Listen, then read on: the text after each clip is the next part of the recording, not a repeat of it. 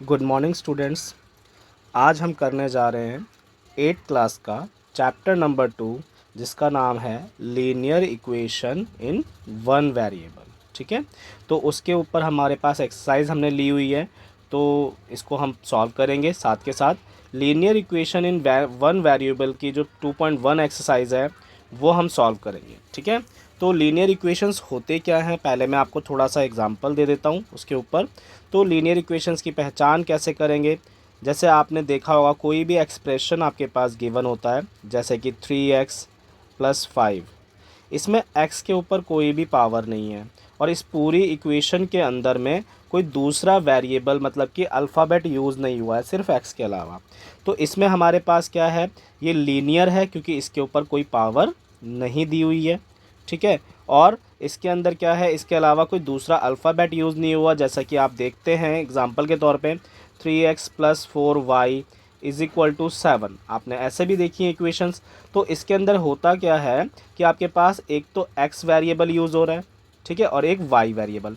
तो यहाँ पर ये दो वेरिएबल्स वाले हैं, बट जो हम आज सीखने जा रहे हैं उसके अंदर हमारे पास सिर्फ कितने होंगे, एक ही वेरिएबल्स होंगे। तो इसके बेस पर जो भी क्वेश्चंस मिलेंगे हमें उन्हें हम सॉल्व करेंगे, जैसा कि आपको 2.1 में गिवन है। ठीक है, तो सबसे पहले हम देखते हैं सॉल्व द फॉलोइंग इक्वेशन।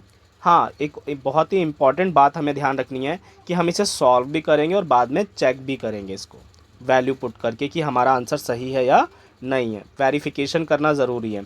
अगर दोनों चीज़ें समझ में आएंगी तो बहुत अच्छी बात है। ठीक है ना, अच्छे से क्लियर हो जाएगा। तो पहला क्वेश्चन है हमारा 2.1 का, हम शुरू करते हैं। 2.1 के अंदर जाते हैं।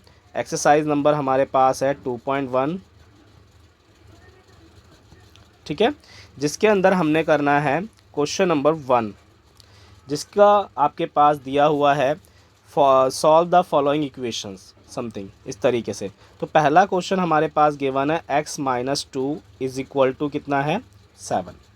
ठीक है, तो यहाँ पर मुझे बहुत सारी बातों को ध्यान में रखना पड़ता है, लेकिन हम कुछ छोटी सी बातों को याद रखेंगे जिससे कि हमारा क्वेश्चन ईजी तरीके से हो जाए। आपके पास एक ही वेरिएबल है, बाकी जो नंबर 2 है वो कांस्टेंट है और 7 जो है वो भी क्या है, कांस्टेंट है। ठीक है, तो हमारा ये रूल होता है कि हम क्या करें इसको, कि जो नंबर्स है जैसे कि -2 है, आप लोगों ने छोटी क्लासेस में भी सीखा हुआ है, और जैसा कि मैंने पहले भी बताया हुआ है आपको कि ये -2 जो नंबर है हमारे पास, ये 7 के पास चला जाए। जो कांस्टेंट नंबर है वो कांस्टेंट नंबर के पास जाएगा। 7 जो है वो कांस्टेंट है, 2 भी कांस्टेंट है, तो लेकिन इस तरफ से उस तरफ जब भेजेंगे = के उस तरफ भेजेंगे तो माइनस का जो साइन है वो चेंज होके आपका +2 हो जाएगा। तो x का जो आंसर आया मेरे पास वो कितना आ गया हमारे पास भाई, 7 + 2 कितना हो गया, 9। तो x की वैल्यूएशन आ गई। अब इसको, ये हमारे पास क्या था, चेकआउट करना है, इसको वेरीफाई करेंगे कि x की वैल्यू अगर 9 है, समझ रहे बात को, x की वैल्यू जो हमने अभी फाइंड आउट की है 9, तो इसको हम पुटअप करेंगे। तो वेरीफाई करना है कि भाई सही आ रहा है कि नहीं आ रहा है। तो देखेंगे हम लोग यहाँ पे कि x - 2 ये हमारा लेफ्ट हैंड साइड है, x - 2।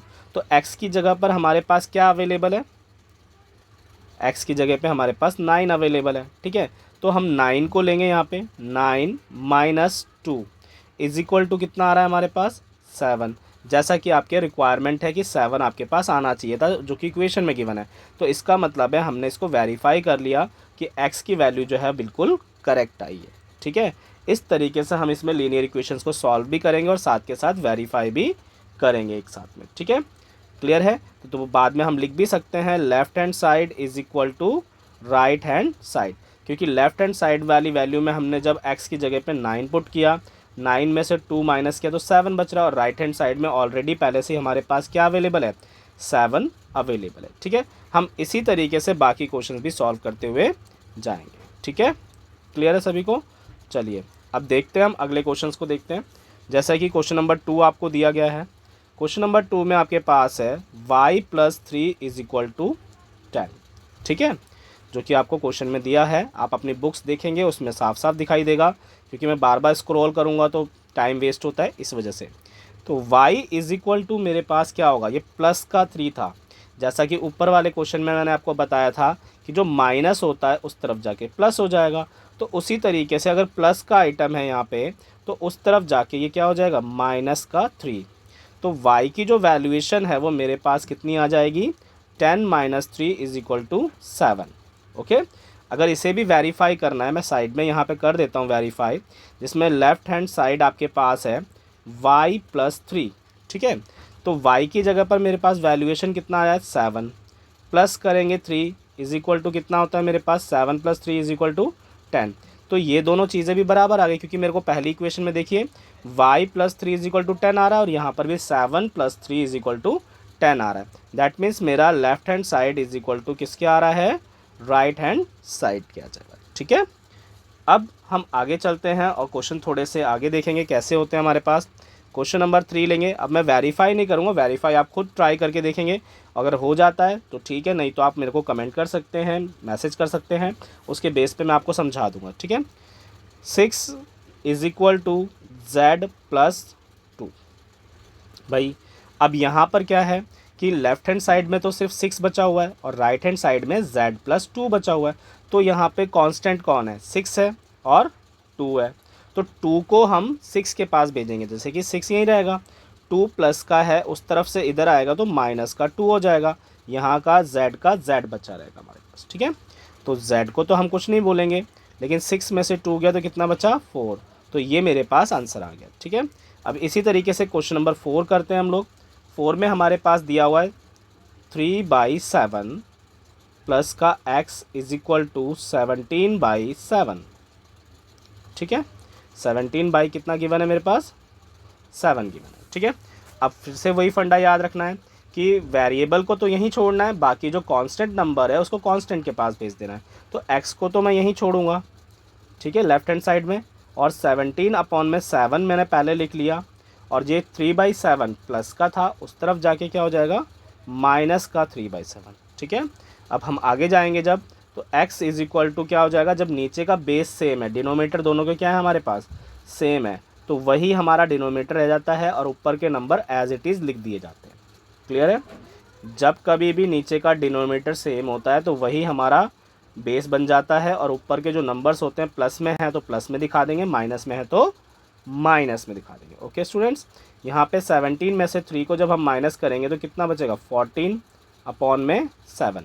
तो x इज इक्वल टू कितना बचा, 14/7। 7 से इसको हम डिवाइड कर सकते हैं ना इजीली 2 से, तो x की वैल्यू कितनी आ गई हमारे पास, 2 आ गई। ओके, हम अब आगे चलते हैं 5th क्वेश्चन के लिए।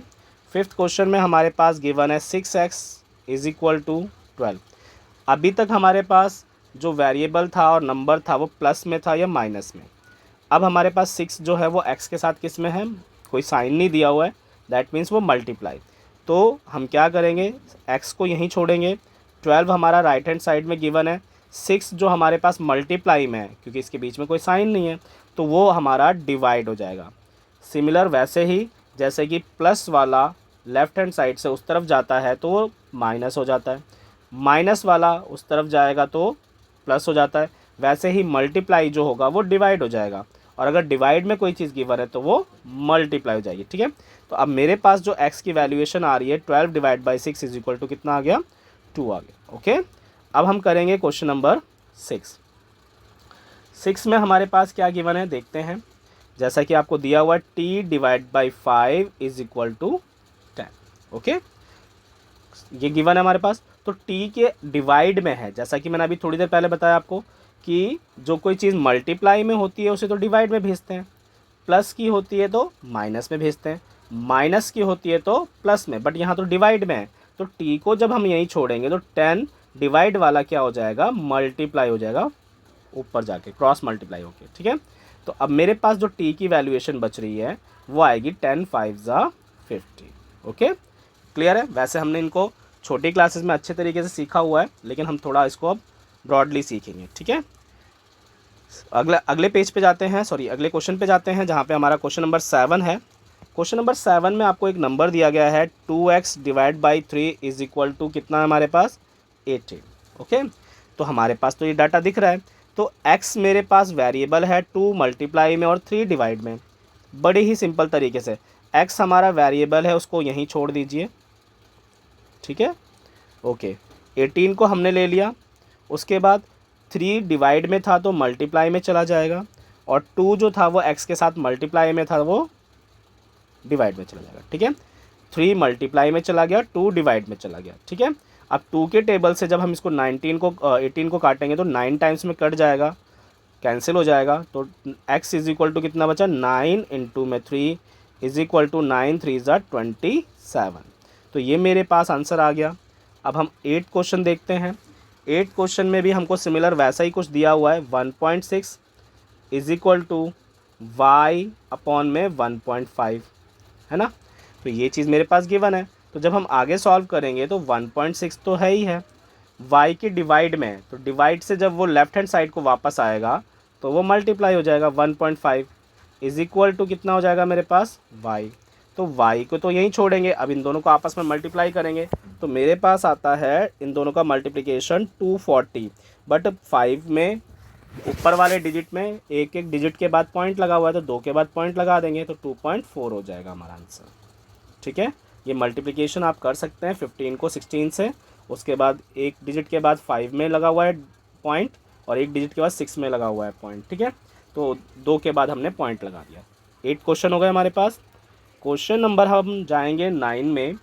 9 आपके पास गिवन है 7x माइनस का 9 इज इक्वल टू 16। जैसा कि मैंने आपको बताया था, x के साथ वाला वेरिएबल यहीं रह जाएगा, नंबर जो है कोफिशिएंट जो है वही रह जाएगा। माइनस का 9 जो है उस तरफ जाएगा, लेफ्ट हैंड साइड से राइट हैंड साइड, तो माइनस का 9 जो है वो क्या हो जाएगा, प्लस का 9, सिंपल। उसके बाद इन दोनों को प्लस करेंगे, 16 प्लस 9 कितना होता है 25। अब x को जब यहीं छोड़ेंगे तो x के साथ जो 7 है वो किस में है, मल्टीप्लिकेशन में। तो मल्टीप्लाई वाली चीज़ें मैंने आपको बताई थी कहाँ जाती हैं, डिवाइड में। तो ये हमारा x की वैल्यूएशन देगा 25/7 करके, ठीक है। उसके बाद क्वेश्चन नंबर 10 देखते हैं। सिमिलर ऐसा ही क्वेश्चन है, 17 प्लस का 6p इज इक्वल टू 9, ठीक है। तो यहाँ पे वेरिएबल किसके साथ में है, 6 के साथ में, तो उसको एज इट इज़ छोड़ दीजिए। प्लस का 17 है, लेफ्ट हैंड साइड में उस तरफ जाएगा तो 9 तो है ही ऑलरेडी पहले से वहाँ पे। माइनस का 17 जो था उधर जाके माइनस का हो जाएगा 17, प्लस का 17 था यहाँ पे, उस तरफ गया तो क्या हो गया माइनस। अब इसमें माइनस करिए, 9 में से 17 तो जा नहीं सकता, लेकिन 17 में से 9 जाएगा तो 8 बचेगा, साइन माइनस का आएगा। p हमारे पास वेरिएबल है जिसको यहीं छोड़ेंगे, और p के साथ मल्टीप्लिकेशन में कौन है 6, तो 6 को हम कहाँ भेज देंगे, डिवाइड में। तो मेरे पास जो आंसर आएगा इसको डिवाइड करने के बाद 2 3 ज़ा कैंसिल हो जाएगा, 2 4 ज़ा ये भी कैंसिल हो जाएगा, तो -4/3 मेरे पास आंसर आ जाएगा। उसके बाद बात करते हैं हम लोग, ठीक है। उसके बाद हम बात करते हैं क्वेश्चन नंबर 11 की। 11 में हमारे पास 11 ही तो किया है हमने शायद, मेरे ख्याल से 10 हमने किया, और 11 कर लिया हमने पहले। अब 11 की जगह पे हम 10 कर लेते हैं थोड़ा सा, ठीक है, थोड़ा मिस्टेक हो गई, आगे पीछे हो गया क्वेश्चन। 14y माइनस का 8 इज इक्वल टू 13, ठीक है। अब यहाँ पे मेरे पास सिमिलर वैसी कंडीशन, ये माइनस का 8 है लेफ्ट हैंड साइड में, जब उधर जाएगा राइट हैंड साइड में तो माइनस का 8 उस तरफ जाके प्लस का 8 हो जाएगा, यहाँ पे बचेगा 14y, ठीक है। उसके बाद 13 प्लस 8 इज इक्वल टू कितना हो जाएगा मेरे पास 21 हो जाएगा।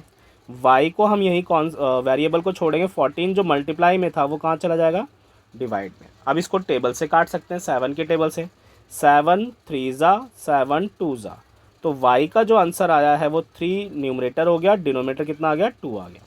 ये था मेरा क्वेश्चन नंबर 11। उसके बाद हम क्वेश्चन नंबर करते हैं 12। 12 में मेरे पास सिमिलर वैसे ही फ्रैक्शन टाइप में दिया हुआ है, x/3 प्लस का 1 और इज इक्वल टू 7/15, ठीक है। तो हमको कॉन्सेप्ट नहीं छोड़ना, अपना स्टेप नहीं छोड़ना, बिल्कुल वैसे ही करते जाना है। देखो वेरिएबल कहाँ पर है, x है, उसके अपॉन में 3 है, तो x/3 को ऐसे ही छोड़ दीजिए आप, ठीक है। प्लस का 1 है जो उस तरफ जाएगा, तो मेरे पास उधर जाने के बाद क्या हो जाएगा, माइनस का 1। मैंने आपको बताया है कि पहले अगर हमारे पास न्यूमरेटर के अपोजिट में डिनोमिनेटर में कुछ नहीं है तो हम उसकी जगह पे 1 एज्यूम कर लेंगे। अब इनको सॉल्व करेंगे, देखते हैं क्या आता है हमारे पास। x/3 इज इक्वल टू, इन दोनों का आपस में मल्टीप्लिकेशन, 15 1 ज़ा 15, ठीक है। 1 को 7 से मल्टीप्लाई करेंगे जब हम, ठीक है, 1 को हम 7 से मल्टीप्लाई करेंगे, इसको 1 को 7 से करेंगे और 15 को 1 से, 7 1 ज़ा 7 हो जाएगा, 15 1 ज़ा 15 हो जाएगा। अब मेरे पास कितना वैल्यू बचेगा, 15 में से 7 को माइनस करना है तो माइनस का 8 बचेगा, अपॉन में मेरे पास 15 बचेगा। यहाँ पे मेरे पास x के अपॉन में डिवाइड में 3 है तो x को यहीं छोड़ेंगे तो ये मल्टीप्लाई में 3 चला जाएगा। क्लियर है। अब 3 के टेबल से 15 तो कट कर सकते हैं ना, 3 1 ज़ा 3, 3 5 ज़ा 15। तो मेरे पास जो x की वैल्यूएशन आ रही है वो -8 न्यूमरेटर हो रहा है और नीचे बच रहा है 5। तो इस तरीके से हम अपनी लीनियर इक्वेशन को सॉल्व करते हैं। क्लियर है। हमने आपको पहली एक्सरसाइज पूरी करा दी है, अब इसको आप एक बार दोबारा से करिएगा और अगर कोई चीज़ समझ में नहीं आती प्लीज़ कमेंट में बता दें या फिर मैसेज भी कर सकते हैं, आप सभी के पास नंबर भी है। ठीक है। तो और अच्छे से इसको रिवाइज़ करें, प्रैक्टिस करें और सीखें अच्छे से। Thank you.